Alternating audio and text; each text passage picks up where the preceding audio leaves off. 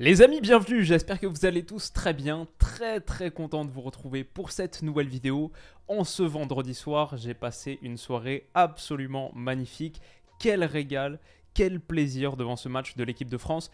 J'étais trop content de retrouver les Bleus, mais cette équipe, honnêtement, je suis en train d'en tomber amoureux. Ce groupe-là, cette liste-là, cet effectif-là, on a fini sur un penalty arrêté par Mike Maignan. On a eu la belle histoire, les frères Thuram. J'en ai parlé un peu sur Twitter. Franchement, je trouve qu'entre les cracks et les soldats qu'on a dans cette formation, entre les pépites et les vétérans, toutes les belles histoires, l'état d'esprit et le niveau de jeu, ça va être une vidéo un peu déclaration d'amour. Bien sûr, on va analyser le match en long, en large et en travers, se passer toutes les actions majeures. Je vais vous donner mon point de vue un peu plus peut-être détaillé, critique, mais d'abord la réponse émotionnelle que j'ai vraiment envie de donner alors qu'on voit Kylian Mbappé pour son premier match en tant que capitaine, auteur d'un doublé et une passe décisive. On peut dire que c'est un test concluant. Honnêtement, cette équipe de France, je la trouve très forte et très emballante. C'était que les Pays-Bas et c'était que des Pays-Bas affaiblis parce qu'il y avait eu ce virus qui a un petit peu, quelques temps après, quelques minutes après que j'ai publié ma preview l'autre jour, bon, on a appris qu'une partie de l'effectif et notamment des joueurs comme Frenkie de Jong, Cody Gakpo, très important, seraient absents. On l'a vu avec un 11 de Ronald Koeman que j'ai trouvé extrêmement faible, extrêmement pauvre. Et ça, c'est peut-être le bémol de la soirée pour moi. Ça m'a rendu un peu triste de voir mes Pays-Bas, entre guillemets, si légers. Mais cette équipe-là, je la trouve si impressionnante et extrêmement convaincante. J'ai beaucoup d'espoir, de promesses, je trouve qu'on a vu pour l'avenir. Et ouais, j'étais vraiment séduit. Je suis un peu amoureux. Et c'est la sensation qui domine quelques minutes après le coup de sifflet final. Alors, qu'est-ce que j'ai vu d'abord sur cette partie? Bah déjà, on a tous vu un premier but marqué très tôt, qui est un petit peu mis fin, ou je sais pas, mais qui est un peu...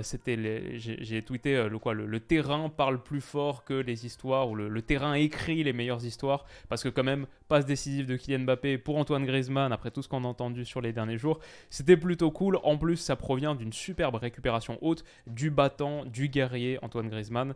Ici, très beau tacle, des images qu'on a vues à l'envi sur la dernière Coupe du Monde. Et là, il est présent à la récupération ou sur Taylor pour donner un ballon à Randal Kolo Muani. À nouveau, Randal Kolo Muani, j'ai trouvé si fort, si impressionnant, de maturité, de qualité technique, de mobilité, de qualité athlétique pour tenir même dos au but. On s'est vraiment découvert une sacrée pointe. Et là, il transmet à Kylian Mbappé qui, dans le bon tempo, on peut même penser à il va peut-être la jouer seul en individuel. Griezmann lève la main pendant une bonne partie de l'action.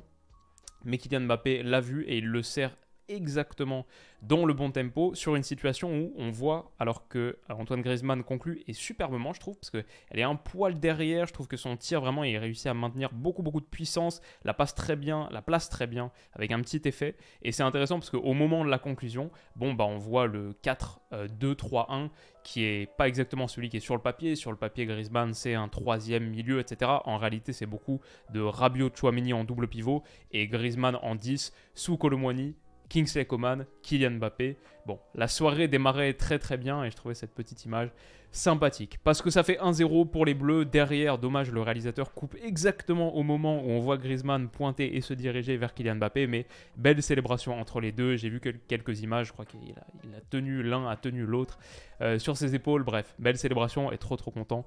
Pour Grisou, pour notre Grisou, je pense que voilà, Guy Stéphane peut prendre des notes. Il est en train de noter sur son cahier. Ça commence très bien. Je suis extrêmement satisfait. Didier Deschamps fait une petite grise mine, mais il n'y a pas de quoi se soucier parce que derrière, ils vont marquer très vite.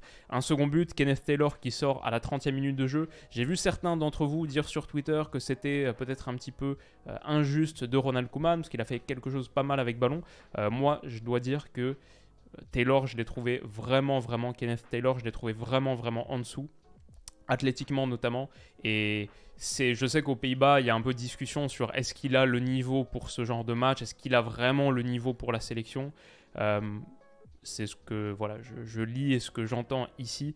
Moi, dans ce match, je ne suis pas du tout convaincu par sa performance et on a vraiment senti le manque d'un Frenkie de Jong. Normalement, Taylor, il ne devait pas être titulaire alors que Wijnaldum a plutôt pas mal démarré.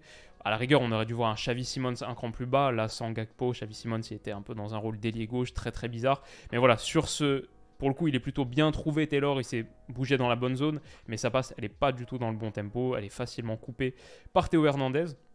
Et alors derrière, sur la transition, on voit l'impact, le rôle de Kolo Muani qui est capable de tenir ses ballons dos au but dans des tout petits périmètres comme ça, avec beaucoup de pression. Geertruida qui est sorti sur lui, il le tient, il obtient la faute.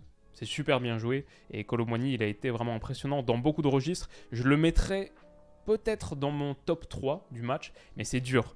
Je vais l'anticiper un peu. Mon top 3 du match, je pense que je mets Kylian Mbappé, 2 buts, une passe décisive. Peut-être que je mets Tchouaméni, que j'ai trouvé un peu plus dans l'ombre, mais si précieux, a donné d'excellents ballons aussi, on va y revenir. Et je crois que je dois mettre Konaté, je l'ai trouvé monstrueux, absolument monstrueux. Upamecano pas mal aussi, bon, il concède son penalty malheureusement, mais Konaté, il a une perte de balle en première mi-temps, mais sinon, quel défenseur, la paire Upamecano-Konaté. Si les deux n'ont pas de blessures majeures sur les prochaines années, Konaté 23 ans, Upamecano 24, on va vivre de beaux moments, je crois. Et avec ballon Konaté, il y a eu des portées impressionnants. Là, la pression facilement, derrière, boum, superbe passe pour lancer Kolo Muani. Ake a anticipé le ballon intérieur sur Tchouaméni. Non. C'est à destination de Randal Kolo Muani dans la profondeur. La passe risquée, la passe difficile. Il le trouve. Et derrière, Kolo Muani, en récupérant, en protégeant bien son ballon, obtient une faute qui est la faute qui amène le coup franc du second but. Bon, Upamecano, le pauvre, main dans la surface, il n'y peut pas grand-chose. On doit dire qu'aussi, il est présent sur ce second ballon pour marquer le deuxième but du match. Donc, ça rattrape bien cette petite erreur à la fin. Je dois dire aussi sur l'action, comme on en avait parlé dans la preview, si les scènes, c'est plus un gardien de top niveau et il fait une belle erreur, même si elle n'est pas facile à lire cette trajectoire. 2-0 pour l'équipe de France au bout de 8 minutes. Moi j'avais dit dans ma preview, l'équipe de France va l'emporter. Je vois la France bien au-dessus des Pays-Bas, mais j'avais dit que peut-être physiquement, retour de Coupe du Monde, petite gueule de bois, ils allaient avoir peut-être un peu du mal alors qu'il y a une grosse période de match en club en ce moment, peut-être plus en seconde période, on allait les voir faire la différence. Bon, 2-0 au bout de 7 minutes de jeu. Donc on a attaqué très très fort. Derrière là, ce centre de Kenneth Taylor, il est coupé par Aurélien Tchouaméni. Typiquement, il y a eu de superbes interventions défensives comme ça. Et quelques 5 minutes plus tard, voilà, très bonne intervention, très bon ballon coupé de Tchouaméni. 5 minutes plus tard, il lance Randal Kolo Muani, hop, avec un ballon un peu taclé comme ça, mais superbe ouverture. À destination de Kolo Muani qui s'est bien déplacé, maintenant qu'il a pris le couloir gauche, on sait qu'il est très capable à peu près sur toutes les zones du terrain. Lui se voit plus comme un buteur, une pointe centrale, mais aussi un attaquant droit. Bon, on l'a vu beaucoup graviter à gauche aussi, parce qu'il a ce pied droit avec lequel il peut rentrer à l'intérieur ou faire mine de rentrer intérieur pour finalement prendre extérieur et délivrer un très bon petit centre. Il faut le retour de Nathan Ake, qui était peut-être un des rares néerlandais que j'ai trouvé dans le ton sur ce match. Gros retour là, salvateur sur Kingsley Coman pour empêcher l'équipe de France de mener 3-0 au bout de moins de 20 minutes. Mais sinon, voilà, Konaté, bon, encore un centre coupé de la tête. Sur Taylor, ça a été une boucherie. Enfin, je veux dire, athlétiquement, il l'a explosé et Taylor sort quelques minutes après ça. Moi, c'est l'action qui m'a choqué quand je pensais à Taylor. C'est, même si apparemment, bon, on voit que le changement avec Weghorst se profilait déjà, il se fait totalement manger par Konaté qui explose derrière l'équipe de France. Voilà, une récupération là sur un ballon. Il faut dire que Geertruida, balle au pied, et généralement les Pays-Bas, c'était très limité. Théo Hernandez qui surgit, ça c'est l'action qui amène au troisième but. Théo Hernandez qui surgit en une touche sur Mbappé, 2 touches. Mbappé il remet en une touche, donc on a 2 touches pour l'instant, 2 passes. La troisième, double 1-2 du coup. 3 passes qui ont été échangées. Encore Théo pour Kylian Mbappé. C'est un axe fort de cette équipe de France. Mbappé a de la chance avec ses latéraux gauche entre Nuno Mendes au PSG et Théo Hernandez en équipe de France. Il est bien servi, bien épaulé. Et derrière, il peut déclencher une contre-attaque. Boum, s'appuie sur Tchouaméni qui met encore un ballon très précieux. Là, ce que fait Randal Kolo Muani, mais on va en reparler. Mais derrière, ça atterrit sur Kylian Mbappé qui finit. À partir du moment où il a ça, on sait que ça va aller au fond et on sait comment ça va aller au fond. Forcément, il va faire mine d'ouvrir pour fermer et prendre le gardien à contre-pied comme il fait tout le temps. Mais l'absence de déviation, la feinte de Randal Kolo Muani, pour moi, c'est la quintessence du football. C'est le déplacement dans la bonne zone, c'est la vision du jeu pour savoir que là, il vaut mieux ne pas la toucher que la toucher, que Kylian Mbappé arrive derrière, et c'est le minimalisme. En foot, les choses les plus simples, comme dit Cruyff, c'est les choses les plus difficiles à faire. Parfois, ne pas toucher le ballon, comme là, c'est le truc le plus difficile à faire. Moi, je sais pas ce que je fais, mais peut-être contrôler de haut but, essayer de mettre une déviation, mais en fait, Du coup, tu la mets dans le chemin du défenseur central, dans le chemin de Geertruida, qui du coup se fait battre. Parce que comment est-ce que tu peux anticiper l'absence de touche, justement? C'est magnifique, magnifique. Et on voit qu'il prend l'information juste avant. Absolument splendide. Kylian Mbappé en profite, il pointe derrière. Oui, Randall est très très dur pour le numéro 3 néerlandais. Mais ouais, c'était une action absolument sublime, délicieuse, initiée par Théo Hernandez, Kylian Mbappé, Tchouaméni, conclue par cette magnifique fausse déviation, feinte de Randall Kolo Muani et Kylian Mbappé. Pour terminer, ce que j'ai trouvé intéressant aussi de l'équipe de France, peut-être que je ne sais pas à quel point on peut dire que c'est un petit motif d'insatisfaction, mais j'ai trouvé que les Bleus penchaient beaucoup à gauche. En général, parce que tu as Théo Hernandez, alors que de l'autre côté, c'est Jules Koundé, enfin, sans parler de leur qualité absolue, juste sur le front offensif avec ballon, évidemment, ce n'est pas les mêmes profils. Et parce que Kylian Mbappé, c'est l'ailier gauche, ok. Parce que Randall Kolo Muani, en tant que droitier, il a tendance aussi à graviter un peu vers la gauche pour pouvoir se mettre sur son pied fort. J'ai trouvé que Théo, Randall, Kylian, ça faisait une équipe de France qui penchait beaucoup, beaucoup à gauche. Et je l'ai noté particulièrement parce que je regarde un peu les stats au fur et à mesure de la partie. À la 29e minute de jeu, en tout cas à la 27e, je n'ai pas checké à la 29e exactement, mais à la 27e minute de jeu, Kingsley Coman, il avait touché 5 ballons. C'était le plus faible total du match. Les autres, ils étaient plutôt à 15, un truc comme ça. 15 pour les joueurs offensifs, je veux dire. Sinon, quoi, 30, 25, 35, etc. Donc, une équipe de France qui penche beaucoup, beaucoup à gauche. Alors, parfois, c'est intéressant parce que du coup, tu penches beaucoup à gauche. Bon, bah, ça te permet de fixer à gauche et de trouver ensuite le renversement sur un gars qui est beaucoup plus isolé, comme la Koundé. Mais après, Koundé, au bout de cette action, par exemple, il ne l'amène pas au bout, il doit revenir sur lui-même. Ce n'est pas vraiment son registre et ses qualités naturelles. Et j'ai trouvé que parmi tous nos joueurs, peut-être celui qui s'est le moins mis en évidence, c'est Kingsley Coman, alors que moi, c'est un de mes joueurs préférés de tous. Et je l'attendais beaucoup sur ce match parce que j'ai envie de le voir performant dans cette équipe. Je pense qu'il y a une vraie place à prendre sur ce rôle d'ailier droit. Il a fait 2-3 trucs intéressants hein, quand même. Il y a eu des appels, des courses intéressantes. Bon, bah là, typiquement, sur la percée d'Ibou, Konaté qui a été monstrueux, qui finalement donne à Randall.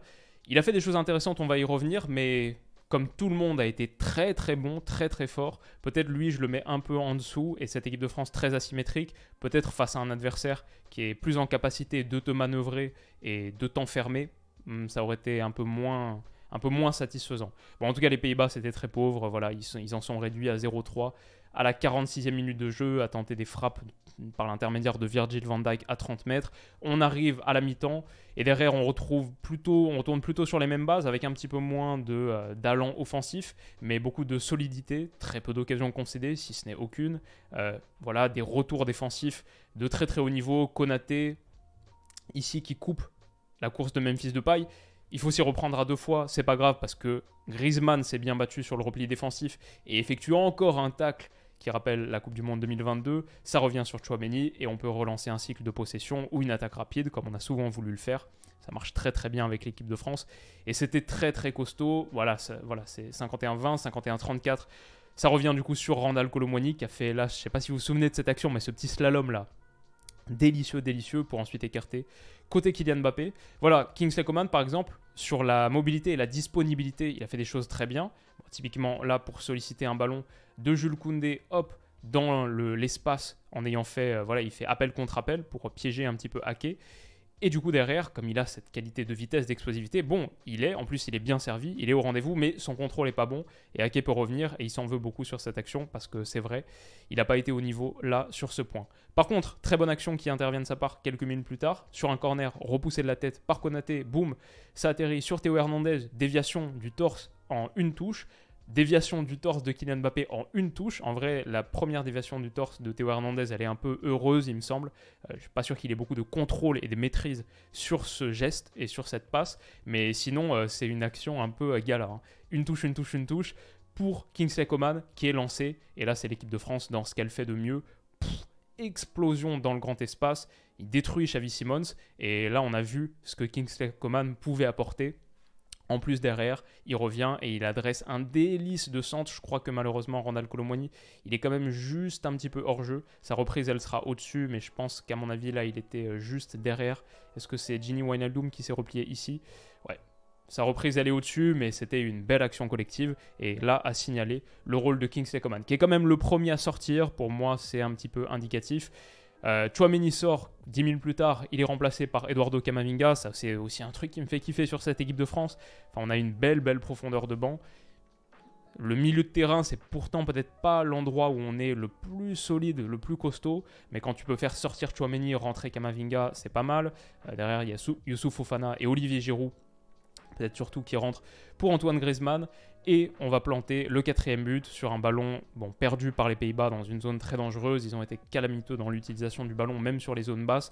Kylian Mbappé fait un récital. Je ne pense pas qu'il puisse servir Moussa Diaby là. Il n'y a pas vraiment l'intervalle pour. Diaby, il est bien suivi par Virgil van Dijk. Il n'y a pas vraiment la possibilité. L'appel de Giroud, c'est pareil. Il le fait dans la zone où il peut le faire, mais du coup, c'est très extérieur. Je ne crois pas que ça aurait été le bon choix de le servir. Du coup, il temporise. Première feinte de frappe, une deuxième. Il fait totalement danser la défense néerlandaise et sa finition, mais c'est un délire. Enfin, Kylian Mbappé, il a un tel niveau, je ne sais pas à quel point c'est nécessaire de le rappeler, match après match, semaine après semaine, vidéo après vidéo, mais ce gars-là, c'est impressionnant. Malheureusement, ce match retour contre le Bayern, il n'a pas été à la hauteur, il n'a pas réussi à porter son équipe comme il l'a si souvent fait, mais dans un collectif fonctionnel, dans une équipe où il est bien entouré, Kylian Mbappé, encore ce soir, c'est 2 buts, une passe décisive dans ce qui était censé être le match le plus difficile de toute la campagne de qualification, même si je nuance quand même les Pays-Bas, comme j'ai dit au début, ils étaient sur leur version la plus faible, ils seront jamais aussi faibles, je pense, je leur souhaite.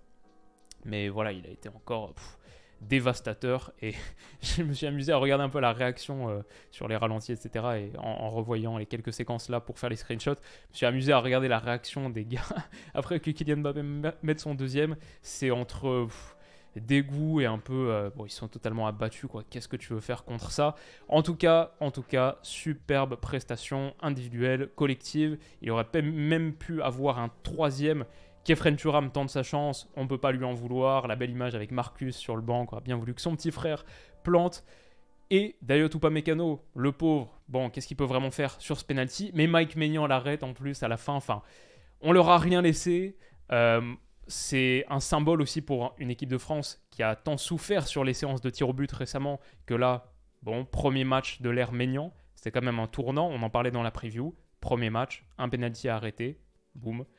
Magnifique. Qu'est-ce qu'on peut dire de plus sur cette équipe de France? Voilà, je sais que mon débrief, il est un peu entre analyse rationnelle sur les actions et beaucoup d'émotions. Mais vraiment, les gars, c'est ce que je ressens, moi, en voyant ces bleus. Je crois, parce que j'ai beaucoup aimé la version 2018. Bien sûr, qu'est-ce qu'on a vibré avec eux? Bien sûr, on a beaucoup vibré sur la Coupe du Monde 2022, énormément. Mais je sais pas, ce groupe-là, cet effectif-là, il y a un truc spécial. Hein. Moi, je ressens des sentiments très très forts. C'est ce que, voilà, en plus, les célébrations à la fin, j'ai mis sur Twitter. Un mix de cracks et de soldats, des pépites et des vétérans, les frères Thuram, Mike Lemur. Les sentiments que j'ai pour cette équipe de France commencent à être très très très forts. Et je ne changerai pas une virgule, sauf peut-être la petite faute là.